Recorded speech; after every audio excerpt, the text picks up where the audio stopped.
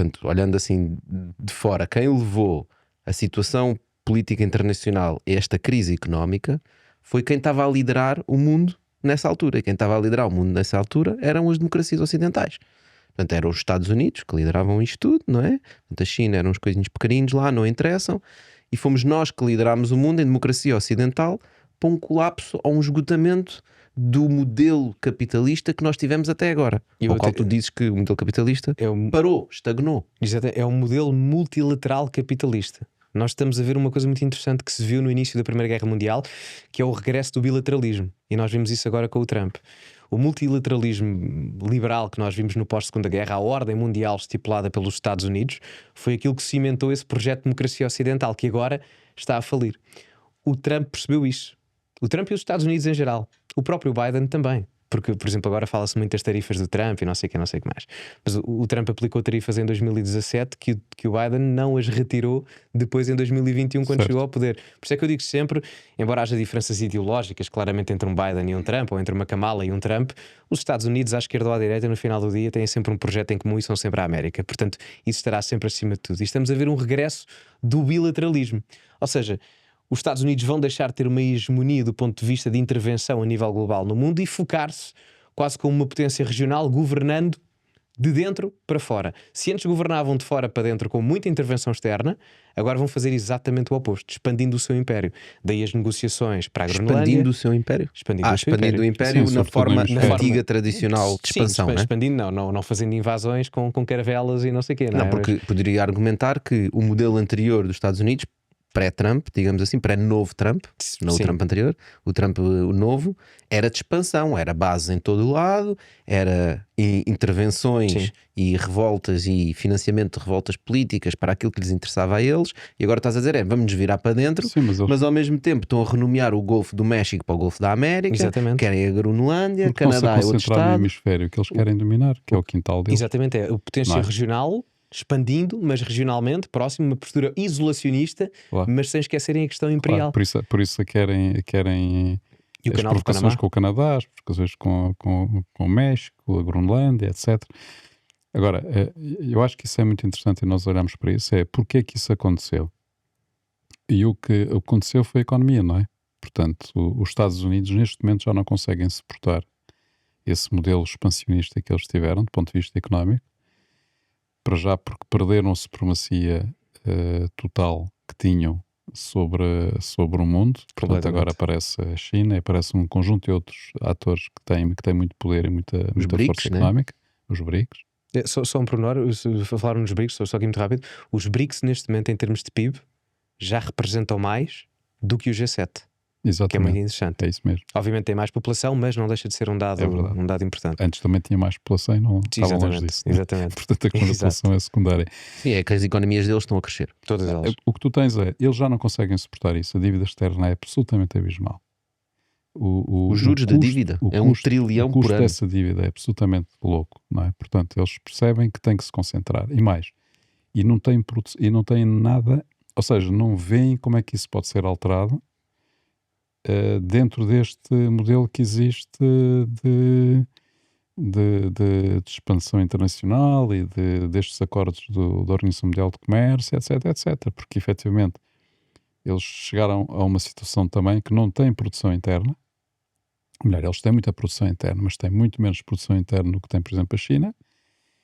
E isso leva a que os Estados Unidos sejam deficitários com uma data de grandes economias em termos de exportações. Portanto, esse é um dos grandes argumentos do Trump para as tarifas. É dizer, vamos impor tarifas porque nós importamos muito mais, não é? Do que vocês importam dos nossos produtos.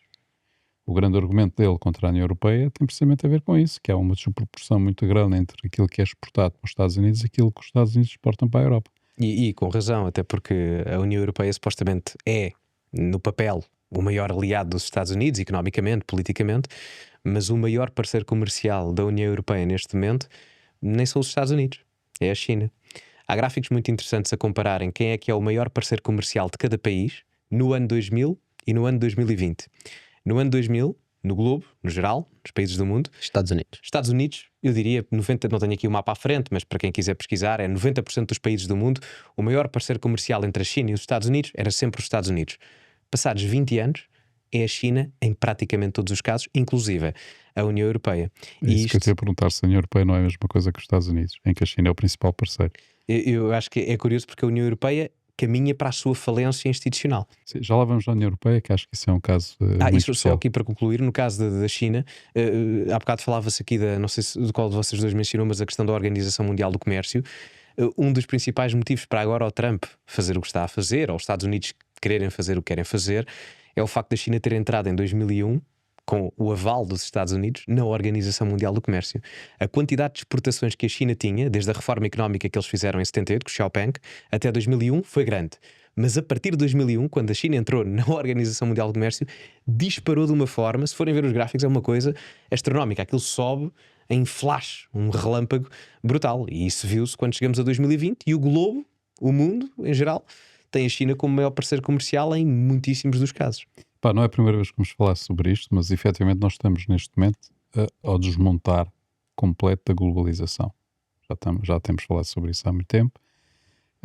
A globalização neste momento não interessa aos Estados Unidos. É exatamente. Porque a globalização que levou foi a transferência da produção para um país que produzia mais barato por razões de ganhar mais dinheiro, ter mais valias. Portanto, as empresas capitalistas, o mundo capitalista achou que havia ali mão de obra barata que eles podiam usar. E como os transportes também eram baratos, logo era o ideal para a China que produza. Ela é muito mais barata. Então os Estados Unidos mandaram a produção para a China, a Europa mandou a produção para a China, não é? E Estavam agora, a ganhar mais dinheiro com isso e de repente as coisas inverteram-se completamente, porque a China não só se tornou como a fábrica do mundo, como também tornou-se a fábrica de qualidade do mundo. Ou seja, a China passou a ter produção própria que consegue exportar para estes países. Portanto, e já eles não é têm só que pagar tecnologia. já não têm é que só em pagar tudo. quantidade, é também em qualidade. É isso, né? Não é só a fábrica, eles próprios pensam e fazem os produtos novos. Exatamente, ou Olha seja, a Huawei, esses gajos todos. precisamente, o produto chinês antigamente era visto como a versão chinesa, não sei o que mais. Hoje em dia o produto chinês tem qualidade e rivaliza direto ou indiretamente com os produtos americanos. Claro. E estamos a assistir a uma coisa gira, que foi: as unidades de produção foram movidas para a China. A China neste momento ainda as detém. Os países europeus e a América querem reavivar essa questão de protecionismo industrial e reindustrializar essas mesmas zonas. E a China o que faz é muito interessante: consegue passar algumas das suas unidades de produção para países periféricos à China. Exato. Os NPIs, por exemplo, os novos países industrializados do Sudeste Asiático e da ASEAN principalmente. A Indonésia, eu mencionava há bocado, vai ter um boom de crescimento económico brutal. O século XXI é o século asiático. Filipinas também. E Filipinas também. E estás a ver ainda outro movimento que é, São estás mais a ver, baratos que a China. Precisamente. estás a ver o Precisamente. movimento de know-how chinês, de empresas que têm know-how chinês de produção, a virem para a Europa e para os Estados Unidos. Verdade. Não é? Tu É tens verdade. fábricas, especialmente dependendo de algumas indústrias, mas a indústria automóvel é uma desgraça, não é? Se nós queremos falar de uma indústria que está mesmo nas lonas, a automóvel é um exemplo excelente. Por isso é que Porquê? querem colocar tarifas aos produtos chineses. Exato, só que estão a chamar Pela também concorrência. chineses para vir gerir as fábricas da Volkswagen. Ora, nem mais. Mas isto já acontece há muitos anos, até em Portugal, porque a influência económica chinesa na Europa, aqui um exemplo, a EDP, por exemplo, não é? Ou o próprio grupo do Hospital da Luz, por exemplo, são grupos económicos grandes em Portugal que são geridos por capital chinês. E é muito interessante ver isso, porque agora estamos a ver os efeitos, entre aspas, disso, que já foi na altura do Passos, mais há 10, 15 anos atrás, mas agora é que vemos de uma forma hegemónica isso a Mas acontecer. isso é mau? Não. É igual. No modelo capitalista- O dinheiro no modelo capitalista, o dinheiro Só- não tem cor, não é? Eu acho que só pode ser mau, isto de um ponto de vista económico não é mau. Só pode ser mau quando, de um ponto de vista político, isso coloca em causa a soberania das nações. Espera, mas do ponto de vista político, quem começou a usar a economia na política foram os Estados Unidos, não foi a China, Foi o Ocidente. não é? Portanto, Eu diria até outra coisa. Quem começou a usar a economia na política, de um ponto de vista global, até foram os portugueses. Certo, Porque depende de vamos- quão para trás nós Como vamos, para trás né? é que nós vamos, não é? Como certo. como tá para bem. trás é que nós Sim, vamos. mas neste O modelo que tu novo. estás a dizer é que a economia nunca esteve desligada da política. Nunca. Nunca. E os políticos que o tentam fazer não percebem nada de economia nem de política. Então, assumirmos que este movimento económico chinês não vai estar ligado à política, também é sermos ingênuos. Completamente. Somos ingênuos, Até porque porque vai acontecer. precisamente. E Está a acontecer. o nome do modelo, há vários modelos. A China é claramente um país capitalista. Quem diz que a China é comunista, politicamente pode ser porque é uma ditadura. Convenientemente comunista. O que eu quis? É convenientemente. Convenientemente comunista. Comunista. Politicamente até Não há, pode ser não porque há nada melhor para um capitalista do que ter um regime comunista. em determinadas alguns analistas dizem isso, por acaso. Há uma caracterização do modelo económico chinês que é a que eu gosto mais, que é o capitalismo de Estado, que é do Joshua Kurlansky, em que ele diz que o capitalismo de Estado é quando o governo, direto ou indiretamente, controla 33 ou mais por cento das 500 maiores empresas do país, que é As o caso... Golden Shares. Exatamente, que é o caso da China, em muitos casos, se bem que a China depois tem alguns problemas, nomeadamente as acusações de dumping, o facto de colocarem um valor político na sua moeda que não o valor real que corresponde às reservas de ouro e às relações entre a oferta e a procura, mas isso pronto, são questões que... Isso todos fazem. A União Europeia faz exatamente a mesma coisa com a agricultura. A União Europeia faz uma coisa diferente, que é o excesso de impressão de moeda que gera inflação na Não, promessa mas em às suas termos de populações que vai resolver agricultura, problemas económicos, e não mas com a resolve nada. subsidiação da agricultura que se faz na União Europeia é exatamente a mesma coisa. E eu ainda me lembro, se foi na década de 90, já não me recordo, quando começaram a providenciar mais fundos europeus para Portugal também, houve muitos agricultores a queimarem os seus produtos porque eram incentivados a não produzir mais. E portanto, como tinham excesso de produção e não conseguiam escoá-la, queimavam. Não Por é? causa de uma oligarquia que Por tomou causa- a decisão para proteger determinados, na altura até França, muita Não, França, sobretudo França. na parte da Portanto, agricultura França era é a o grande beneficiário da política agrícola que era, comum. se houver menos produção ali em Portugal, aquilo que nós produzimos aqui, os nossos agricultores franceses produzem, tem mais valor, não é? Sim, sim. E portanto, complexo, não é? Mas a verdade é que, tal como a política nunca Por exemplo, teve é a razão porque a Ucrânia nunca vai fazer parte da União Europeia, não é? Eu não digo demasiados nunca. campos. Por causa da agricultura. Eu não digo nunca, mas por acaso agora estamos a assistir ao início do fim da guerra. Eu sempre disse que mal o Trump chegasse, achava que aquilo ia terminar. Eu também. Acho que era. Mas Concordo com essa visão. eu ando há 3 anos a dizer, não quero aqui dar uma espécie de maia da política, não é isso, mas a fazer futurologia. Mas o desfecho desta guerra parecia-me, eu não vou dizer óbvio desde o início, mas era algo previsível. Ou seja, a história não se repete, mas rima. E as guerras terminaram sempre com divisões territoriais, e um lado fica a ser dominado por uma potência e o outro fica a ser dominado por outra potência. Foi assim com a Alemanha no pós-Segunda Guerra, e foi assim com as Coreias no pós-Guerra das Coreias. E a Ucrânia não vai ser muito diferente disto. Há uma parte territorial da Ucrânia que fica sob a alçada do Ocidente, e essa parte eventualmente pode ser integrada no contexto da NATO ou da União Europeia, mais facilmente da União Europeia do que da NATO. A NATO não vai ser de certeza Na absoluta. NATO tenho sérias dúvidas, da União Europeia ainda coloca a hipótese, mas da NATO tenho sérias dúvidas. E o outro lado, provavelmente a parte mais leste da Ucrânia, ficará sob a alçada da repara, Rússia.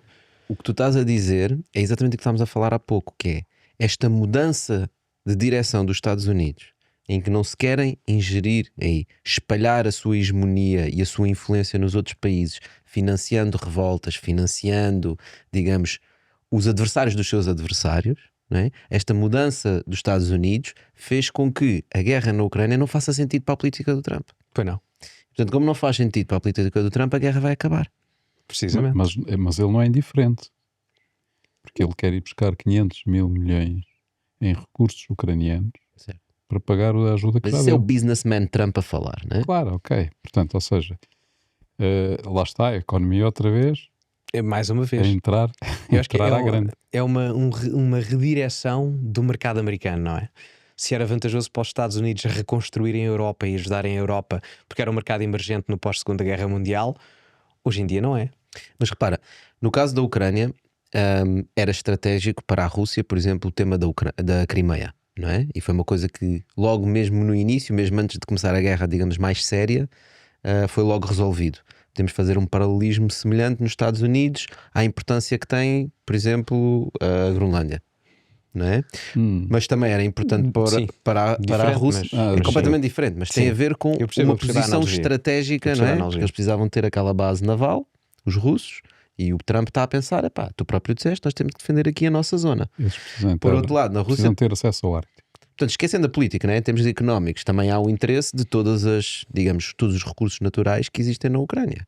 Coisa que o Trump também está a olhar. Espera aí, temos aqui o Canadá, a gente é que financia isto, tem lá montes de coisas interessantes. Não sei o que é que poderá haver na Groenlândia.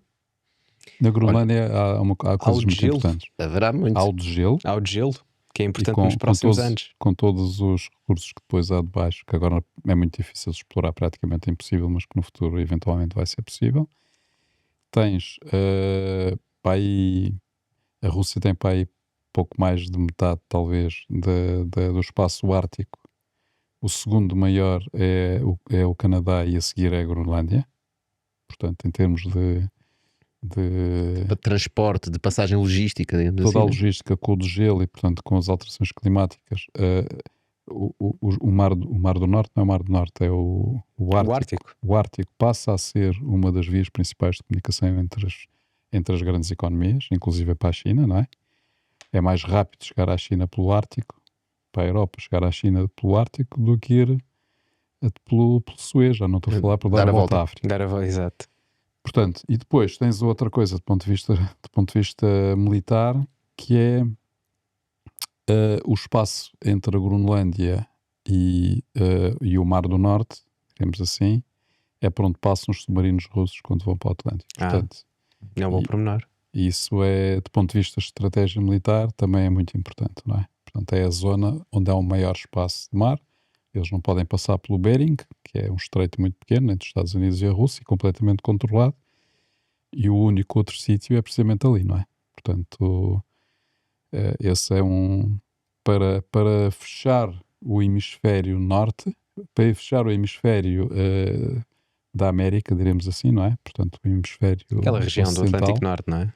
Epá, obviamente, tu fechas praticamente o Atlântico Norte, controlando ali aquela zona, não é? Que não é fácil, porque aquilo é.